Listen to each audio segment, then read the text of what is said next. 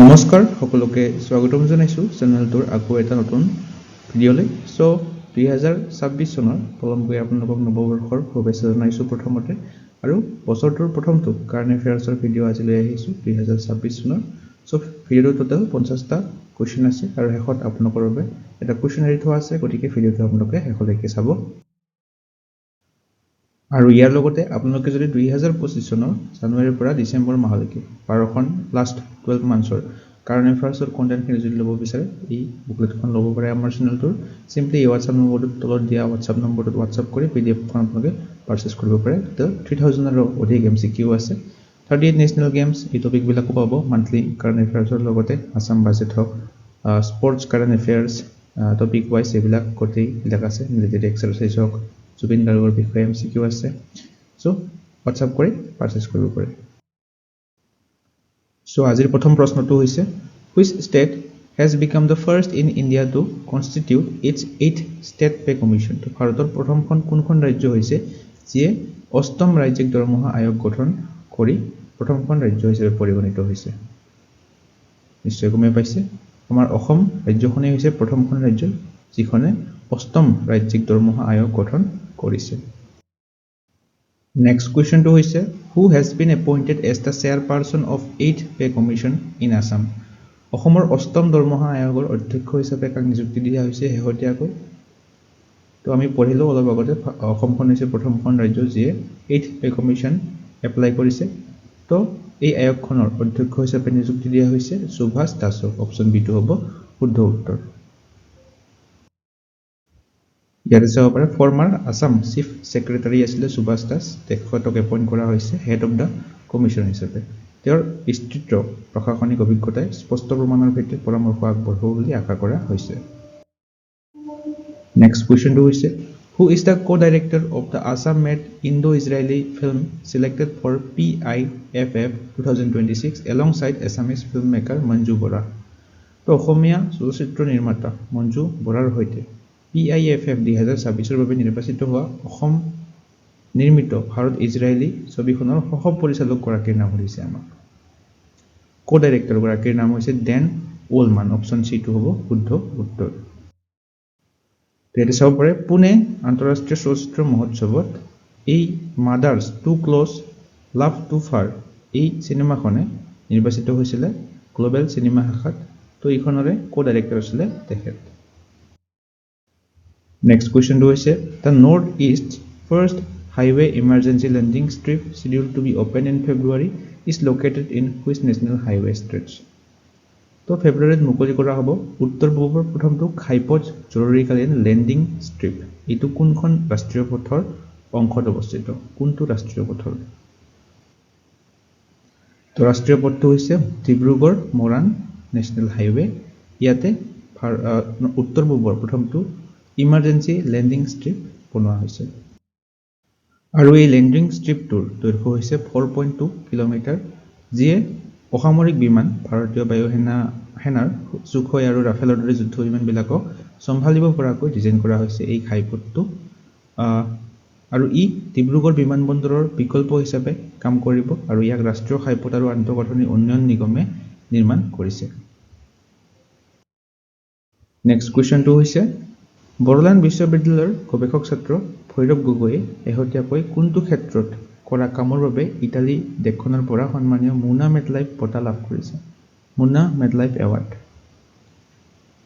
তো কোনটো ক্ষেত্ৰৰ বাবে লাভ কৰিছে? Option B environmental biotechnology and phytoremediation. Option বিটো হ'ব শুদ্ধ উত্তৰ। ইয়াতে চাব পাৰে, ভৈৰৱ গগৈ এগৰাকী স্কলাৰ হয় ডিপাৰ্টমেণ্ট অফ বটানীৰ বড়োলেণ্ড বিশ্ববিদ্যালয় কোকৰাঝাৰৰ, আৰু ইটালীৰ নেপলছত অনুষ্ঠিত দ্বিতীয় ভূমধ্য সাগৰীয় সংঘীয় বাৰ্ষিক সভাত তেওঁক শ্ৰেষ্ঠ মৌখিক যোগাযোগৰ বঁটা প্ৰদান কৰা হয়।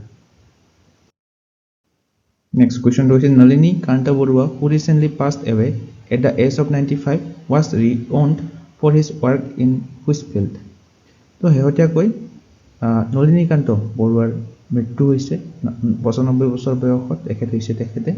তেখেত কি কামৰ বাবে বিখ্যাত আছিলে? তো এখেত আছিলে এগৰাকী ফটোগ্ৰাফাৰ। অপশ্যন চিটো হ'ব শুদ্ধ উত্তৰ ফটোগ্ৰাফী। তেখেতক সাতাৰ গুৰু বুলিও কোৱা হৈছিলে সাতাৰ গুৰু অফ আসাম নেক্সট কোৱেশ্চনটো হৈছে what is the formal name given to the redeveloped site at Bhatatruba Than inaugurated by Home Minister Amit Shah তো গৃহমন্ত্ৰী অমিত শাহে শেহতীয়াকৈ বটদ্ৰৱা থানৰ পুনৰ বিকশিত স্থানটো উদ্বোধন কৰিছে এই অনুষ্ঠানটিক কি নাম দিয়া হৈছে এই ক্ষেত্ৰটোক কি নাম দিয়া হৈছে এইটোক নাম দিয়া হৈছে মহাপুৰুষ শ্ৰীমন্ত শংকৰদেৱা আবিৰ্ভাৱ ক্ষেত্ৰ অপচন বি টো হ'ব শুদ্ধ উত্তৰ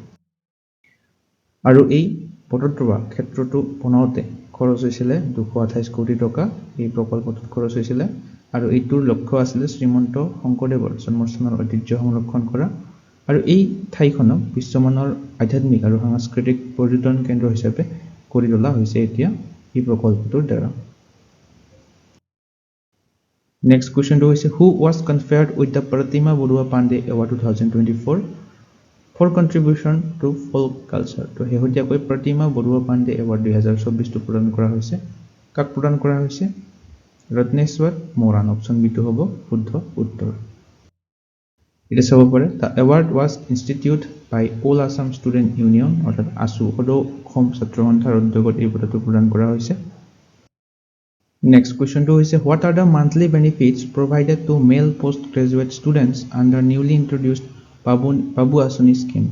তো শেহতীয়াকৈ অসম চৰকাৰে বাবু আঁচনি নামৰ স্কিম এটা লঞ্চ কৰিছিলে তো স্নাতকোত্তৰ ছাত্ৰবিলাকক মাহিলি কিমান টকাৰ সাহায্য প্ৰদান কৰা হৈছে এই স্কিমটোৰ আণ্ডাৰত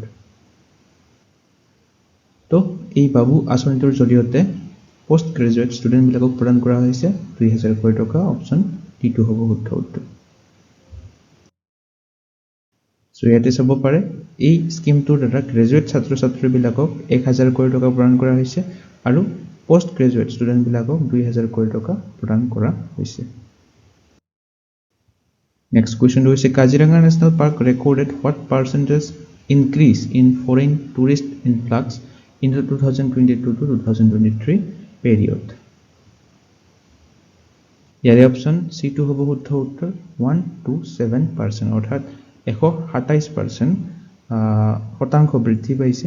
2023 আৰু 2022 ৰ পৰা 23 বৰ্ষত কাজিৰঙা ৰাষ্ট্ৰীয় উদ্যানত বিদেশী পৰ্যটকৰ আগমনৰ শতাংশটো Next question is in which place was 65th annual conference of Boro Sahitya Sabha held তো 65তম বৰ্ষীয় অধিৱেশন হৈছিল বড়ো সাহিত্য সভাৰ শেহতীয়াকৈ ক'ত অনুষ্ঠিত হৈছিল ইয়াৰে শুদ্ধ উত্তৰটো হ'ব অপচন ডি বৰলাউগাঁও চিৰাঙত অনুষ্ঠিত হৈছিল বড়ো সাহিত্য সভাৰ 65তম বৰ্ষীয় অধিৱেশনটো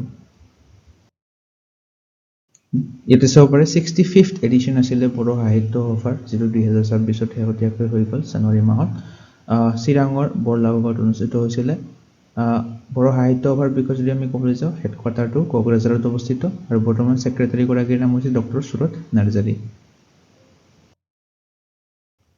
Next question is which state launched a financial assistance scheme for Udasin Fakaj on 2nd January of 2026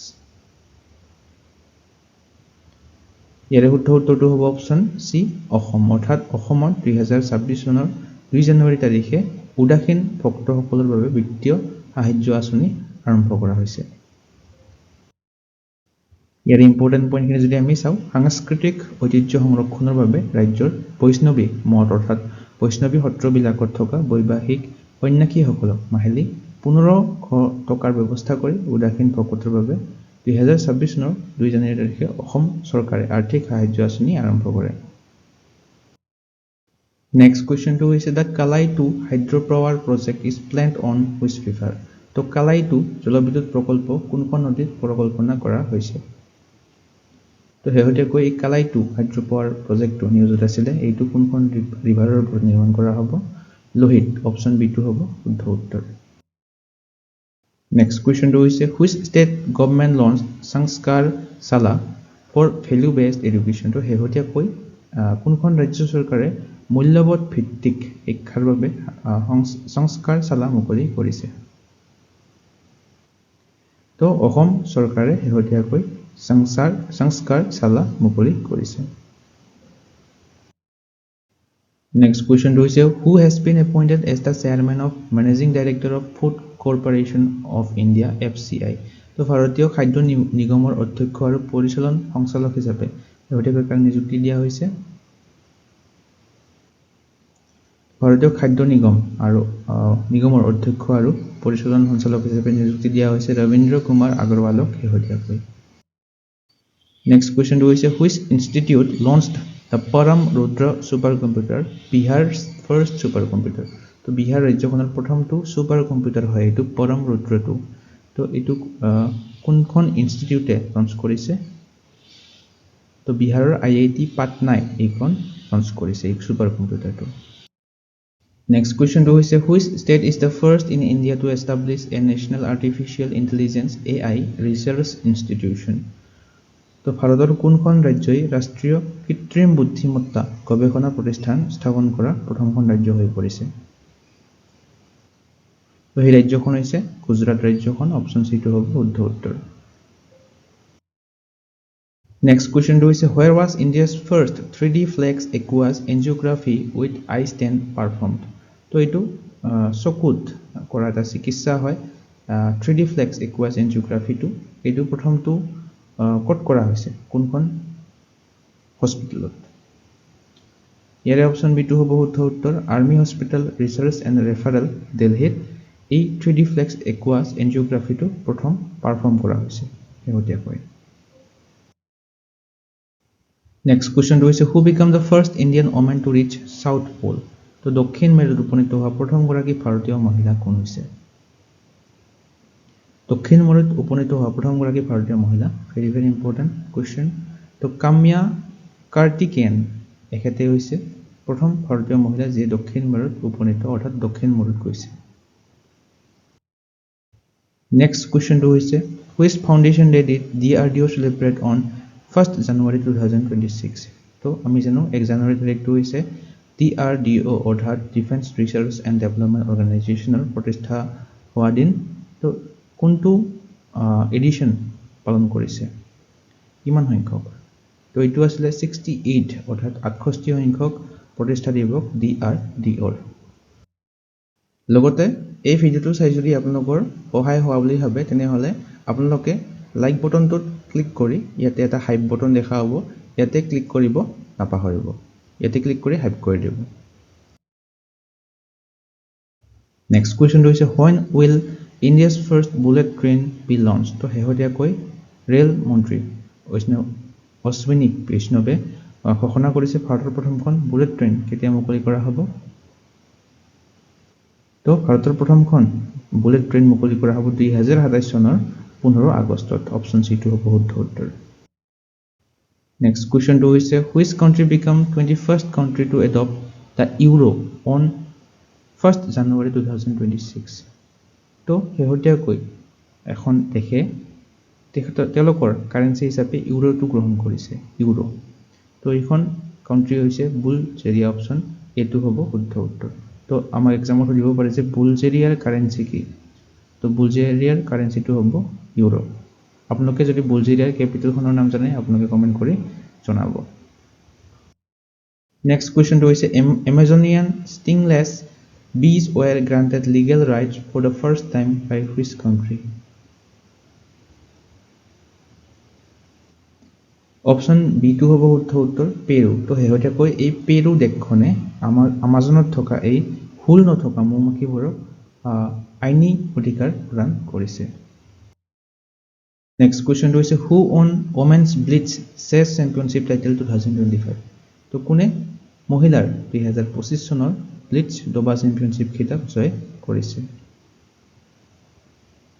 তেখেতে জয় কৰিছে অপচন বি বিবি সাৰা আশা উবায়েভা অপচন বি টো হ'ব শুদ্ধ উত্তৰ এখেতে জয়লাভ কৰিছে মহিলাৰ ব্লিটজ দবা চেম্পিয়নশিপ Next question to is according to NTCA how many tigers deaths were recorded in India's in 2025 তো শেহতীয়াকৈ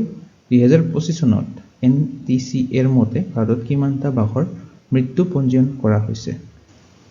এই NTCA এৰ সম্পূৰ্ণ ৰূপটো হৈছে ন্যাশনাল টাইগাৰ কনজাৰভেশ্যন অথৰিটি তো 2025 চনত কিমানটা বাঘৰ মৃত্যু হৈছে 166 তো ভাৰতত 166টা 2025 চনত মৃত্যু হৈছে বাঘৰ সো ইয়াতে ইম্পৰ্টেণ্ট পইণ্টবিলাক প্ৰভাইড কৰা নাই ভিডিঅ'টোত PDF খনত আপোনালোকে ইম্পৰ্টেণ্ট পইণ্টবিলাকো পাই যাব সো নেক্সট কুৱেশ্যনটো হৈছে who has been appointed as the chief coach of Indian women's hockey team তো শেহতীয়াকৈ ভাৰতীয় মহিলা হকী দলৰ মুখ্য প্ৰশিক্ষক হিচাপে নিযুক্তি দিয়া হৈছে কাক এখেতক নিযুক্তি দিয়া হৈছে এখেতৰ নাম হৈছে সজোড মেৰিন অপশ্যন C2 হ'ব শুদ্ধ উত্তৰ Next question is on which date World Braille Day 2026 celebrated? তো 2026 চনৰ কোন তাৰিখে বিশ্ব ব্ৰেইল দিৱস পালন কৰা হয় বিশ্ব ব্ৰেইল দিৱস কেতিয়া পালন কৰা হয় প্ৰত্যেক বছৰে 4 জানুৱাৰী তাৰিখে পালন কৰা হয় Next question is who announced the first mountain tunnel breakthrough for the Mumbai Ahmedabad high speed rail? তো মুম্বাই আহমেদাবাদ হাই স্পীড ৰেলৰ বাবে প্ৰথমটো পৰ্বতীয়া সুৰংগ নিৰ্মাণৰ কথা ঘোষণা কৰিছে কোনে ৰেল মন্ত্ৰী অশ্বিনী বৈষ্ণৱে অপশ্যন B2 হ'ব শুদ্ধ উত্তৰ নেক্সট কোৱেশ্চনটো হৈছে who has been appointed as 29th director general of the border road organisation simply BRO সীমা পথ সংস্থা অৰ্থাৎ BROৰ 29 সংখ্যক সঞ্চালক প্ৰধান হৈছে lieutenant general Harpal Singh option B2 হ'ব উত্তৰ এখেতে হৈছে lieutenant general Harpal Singh next কোৱেশ্চনটো হৈছে which Venezuelan president does Donald Trump claim is being held captive by US troops তো শেহতীয়াকৈ আমেৰিকাৰ সেনাই বন্দী কৰিছিলে ভেনেজুৱেলাৰ ৰাষ্ট্ৰপতিগৰাকীক এখেতে হৈছে এখেতৰ নাম কি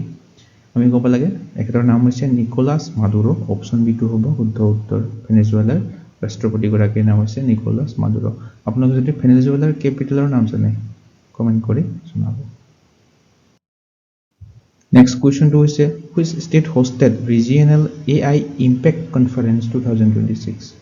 তো আঞ্চলিক AI প্ৰভাৱ সন্মিলন AI impact conference 2026 চনটো ক'ত আয়োজন কৰা হৈছে ৰাজস্থানত আয়োজন কৰা হৈছে শেহতীয়াকৈ নেক্সট কোৱেশ্চনটো হৈছে who won the first prize in the বদলতা Bharat মেৰা অনুভৱ ইনষ্টাগ্ৰাম ৰীল কণ্টেষ্ট তো শেহতীয়াকৈ এটা ইনষ্টাগ্ৰাম ৰীল প্ৰতিযোগিতা অনুষ্ঠিত কৰিছিলে ভাৰত চৰকাৰে তো বদলতা ভাৰত মেৰা অনুভৱ এইটো আছিল কণ্টেষ্টটো কোনে প্ৰথম পুৰস্কাৰ লাভ কৰে এখেতে লাভ কৰে ইন্দ্ৰজিত সুবোধ মাংস্কৰ অপশ্যন B2 হ'ব উত্তৰ Next question is which country has surpassed China become the world's largest producer of rice so very important question to চীনক অতিক্ৰম কৰিছে ভাৰত চৰকাৰখনে সৰ্বাধিক ধান উৎপাদক দেশ হিচাপে Next question is in which country will 52nd G7 summit 2026 held G7 summit 52 সংখ্যক G7 summit অনুষ্ঠিত হ'ব ক'ত ফ্ৰান্সত অপশ্যন B2 হ'ব শুদ্ধ উত্তৰ নেক্সট কোৱেশ্চনটো হৈছে what is the name of the water purification system developed by DRDO তো শেহতীয়াকৈ ডিফেন্স ৰিচাৰ্চ ডেভেলপমেণ্ট অৰ্গেনাইজেশ্যনে এটা পানী পৰিশোধন ব্যৱস্থা ডেভেলপ কৰিছিলে এইটোৰ নাম কি এইটো হৈছে এই ব্যৱস্থাটো তো এইটোৰ নাম হৈছে স্বদেশ অপশ্যন B2 হ'ব শুদ্ধ উত্তৰ স্বদেশ জানুৱাৰী 2026ত ডিফেন্স ৰিচাৰ্চ এণ্ড ডেভেলপমেণ্ট অৰ্গেনাইজেশ্যনে অফিচিয়েলি ইন্ট্ৰডিউচ কৰে স্বদেশটো ইয়াৰে সম্পূৰ্ণ ৰূপটো মনত ৰাখিব সি ৱাটাৰ ডিচেলিনেশ্যন চিষ্টেম যিটোৱে পানীৰ অভাৱ আৰু উপকূলীয় পৰিৱেশত ভাৰতীয় সৈন্যবিলাকক নিৰাপদ খোৱা পানীৰ যোগান ধৰিব নেক্সট কোৱেশ্চনটো হৈছে হু build ICGS Samudra Pratap India's first indigenously designed pollution control vessel তো ভাৰতৰ প্ৰথমটো থলুৱাভাৱে ডিজাইন কৰা বা নিৰ্মাণ কৰা প্ৰদূষণ নিয়ন্ত্ৰণ জাহাজ এইখন হৈছে ICGS Samudra Pratap কোনে নিৰ্মাণ কৰে গোৱা শিপইয়াৰ্ড লিমিটেডে এই জাহাজখন নিৰ্মাণ কৰিছিল নেক্সট কোৱেশ্চনটো হৈছে which year has the Indian Army declared as the year of networking and data centricity তো নেটৱৰ্কিং আৰু ডাটা চেণ্ট্ৰিচিটিৰ বছৰ হিচাপে ঘোষণা কৰিছে 2026 চনৰ বছৰটো ভাৰতীয় সেনাই নেক্সট কোৱেশ্চনটো হৈছে for business travelers from which country has India launched the EB4 visa তো কোনখন দেশৰ ব্যৱসায়িক ভ্ৰমণকাৰীৰ বাবে ভাৰতে EB4 নামৰ ভিসা মুকলি কৰিছে শেহতীয়াকৈ তো অপশন বি টু হ'ব শুদ্ধ উত্তৰ চাইনা দেশখনৰ ব্যৱসায়িক যিবিলাক ব্যৱসায়ৰ কাৰণে যাব চাইনাত তেওঁলোকৰ বাবে ই-বিপো নামৰ ভিছাখন মুকলি কৰিছে শেহতীয়াকৈ এটো চাব পাৰে it became effective on January 1st 2026 Next question is in which state India's first government hospital based AI clinic inaugurated? তো প্ৰথমটো চৰকাৰী হস্পিটাল ভিত্তিক AI ক্লিনিক উদ্বোধন কৰা হৈছে উত্তৰ প্ৰদেশ ৰাজ্যখনত অপচন বি টু হ'ব শুদ্ধ উত্তৰ Next question is the Salai hydroelectric project is located on which river? Salai নহয় Salal জলবিদ্যুৎ প্ৰকল্পটো কোনখন নদীত অৱস্থিত তো এইটো অৱস্থিত চেনাব নদীৰ ওপৰত Next question is India's first hydrogen powered train will operate in which state? ভাৰতৰ প্ৰথমখন হাইড্ৰোজেন চালিত ৰেল কোনখন ৰাজ্যত চলিব First hydrogen powered train এইখন চলিব হাৰিয়ানা ৰাজ্যখনত অপচন বি টু হ'ব শুদ্ধ উত্তৰ Next question is Indian scientist developed a simulation to capture which phenomenon using supercomputer. তো ভাৰতীয় বিজ্ঞানীসকলে শেহতীয়াকৈ সুপাৰ কম্পিউটাৰৰ ব্যৱহাৰ কৰি কোনটো পৰিঘটনা ধৰি ৰাখিবলৈ সিমুলেশন প্ৰস্তুত কৰিছিলে তো এই সিমুলেশনটো হৈছে মেম্পা এফেক্ট অপচন বি টু হ'ব শুদ্ধ উত্তৰ মেম্পা প্ৰভাৱ Next question is where will India Energy Week 2026 organized? তো fourth edition আছিলে এইটো India Energy Weekৰ 2026 চনৰটো ক'ত অনুষ্ঠিত হ'ব গোৱাত অনুষ্ঠিত হ'ব 27 জানুৱাৰীৰ পৰা 30 জানুৱাৰী তাৰিখে এটা সবৰে fourth edition হয় এইটো India Energy Weekৰ Next question is on which state was first Braille library for visually impaired people recently opened? তো ভাৰতৰ প্ৰথমটো ব্ৰেইল পুথিভঁৰাল কোনখন ৰাজ্যত মুকলি কৰা হৈছে উত্তৰ প্ৰদেশ ৰাজ্যখনত অপচন বি টু হ'ব শুদ্ধ উত্তৰ Next question is who won the men's FIDE World Rapid Championship 2025 title? তো important question 2025 চনৰ পুৰুষৰ FIDE World Rapid Championship খিতাপ কোনে জয়লাভ কৰে একেৰে জয়লাভ কৰে এখেতৰ নাম হৈছে মেগনাছ কাৰ্লসন অপচন এ টু হ'ব শুদ্ধ উত্তৰ মেগনাছ কাৰ্লসন কোনখন দেশৰ হয় আপোনালোকে কমেন্টত জনাব Next question is who secured the women's single title at the 87th Senior National Badminton Championship? তো শেহতীয়াকৈ 87 সংখ্যক Senior National Badminton Championshipত মহিলাৰ একক খিতাপ কোনে লাভ কৰে এখেতে লাভ কৰে এখেতৰ নাম হৈছে সূৰ্যা শৰিশমা তামৰি অপচন সি টু হ'ব শুদ্ধ উত্তৰ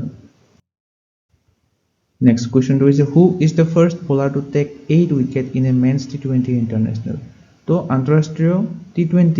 পুৰুষৰ T20 খেলত 8টা উইকেট লোৱা প্ৰথমগৰাকী বলাৰ কোন হৈছে ভেৰি ইম্পৰ্টেন্ট কোৱেশ্চন প্ৰথমবাৰৰ বাবে 8টা উইকেট লৈছিলে এখন মেচতে ইন্টাৰনেশ্যনেল মেচত এখেতে হৈছে ভুটানৰ খেলুৱৈ হয় এখেতৰ নাম হৈছে সোনাম জেছে অপচন সি টু হ'ব শুদ্ধ উত্তৰ 8টা উইকেট লৈছিলে অনলি 7 ৰান দিছিলে 4 অভাৰত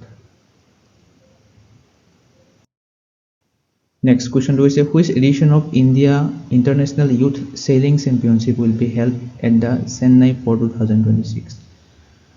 তো International Youth Sailing Championship 2026 চনৰটো অনুষ্ঠিত হ'ব নহয় কিমান সংখ্যক সংস্কৰণ অনুষ্ঠিত হ'ব এইটো হ'ব 11তম সংস্কৰণ ইণ্ডিয়া ইন্টাৰনেশ্যনেল ইউথ সেলিং চেম্পিয়নশিপ তো ভাৰতত অনুষ্ঠিত হ'ব 11 সংখ্যক Youth Sailing Championship. Next question is at which beach is the second edition of Khelo India Beach Games being held? Khelo India Beach Games or দ্বিতীয় সংস্কৰণ কোনটো বিচত অনুষ্ঠিত হৈছে তো এইটো অনুষ্ঠিত হৈছে খোগলা বিচত অপচন বি2 হ'ব শুদ্ধ উত্তৰ Next question is who won gold in the youth girls under 17 category at the 29th National Sport Climbing Championship 29 সংখ্যক National Sport Climbing Championship যুৱতীৰ শাখাত কোনে স্বৰ্ণ পদক লাভ কৰে শেহতীয়াকৈ এখেতে লাভ কৰে গোল্ড মেডেল হেতৰ নাম হৈছে আমিয়াৰা খোছলা অপচন সি টো হ'ব শুদ্ধ উত্তৰ সো আজিৰ ভিডিওটোৰ প্ৰশ্নটো হৈছে who is the creator of Molai Kathoni 2 the community led man-made forest that recently suffered significant fire damage তো শেহতীয়াকৈ নিউজত আছিলে মলাই কাঠনি 2 তো এইটো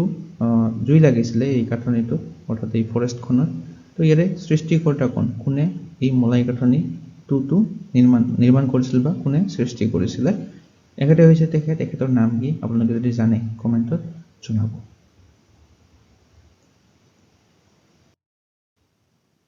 সো ইয়াৰ লগতে আপোনালোকে যদি লাষ্ট 12 মান্থস কাৰণে ফাৰ্ষ্টৰ কন্টেন্টখিনি ল'ব বিচাৰে 2025 চনৰ জানুৱাৰীৰ পৰা ডিসেম্বৰ মাহলৈকে আছে 3000 ৰ অধিক এমসিকিউ আছে মান্থলি কাৰেন্ট এফেয়াৰ্স বিলাকৰ লগতে এই টপিক বিলাক ইনক্লুড আছে 38 national games of IPL 2025 Assam budget sports current affairs Assam specific current affairs science and tech literary exercise গোটেইবিলাকে এই বুলেটখনত আছে কোৱেশ্চন বিলাক এমসিকিউ ফৰমেটত দিয়া আছে আৰু যিবিলাক ৰিলেটেড পইণ্টছ আছে এইবিলাক পেটাচ কৰি দিয়া আছে লগতে ইমেজ প্ৰভাইড কৰা আছে যাতে মনত ৰাখিব সুবিধা হয় সো এই বুকলেটখন যদি আপোনালোকে ল'ব বিচাৰে সিম্পলি WhatsAppটো কৰি পিডিএফখন ল'ব পাৰে বাকি আজিৰ ভিডিওটো আপোনালোকে চাই কেনে পালে কমেন্ট সেকশনত জনাবলৈ নাপাহৰিব চাই যদি ভাল পালে তেনেহলে লাইক কৰি দিব শেয়াৰ কৰি দিব লগতে হাইপটো কৰি দিব মই তেনেকৈ দেখালে অলপ আগতে লাইক কৰি হাইপৰ অপচনটো আহিব তলত যত কমেন্ট অপচনটো আহে তাতে হাইপটো কৰি দিব লগতে এসেনশিয়াল ষ্টাডিজ চেনেলটো সাবস্ক্ৰাইব কৰি ল'ব আৰু ধৰণৰ কন্টেন্ট আগলৈ পাই থাকিবৰ বাবে আজিলৈ মানে ধন্যবাদ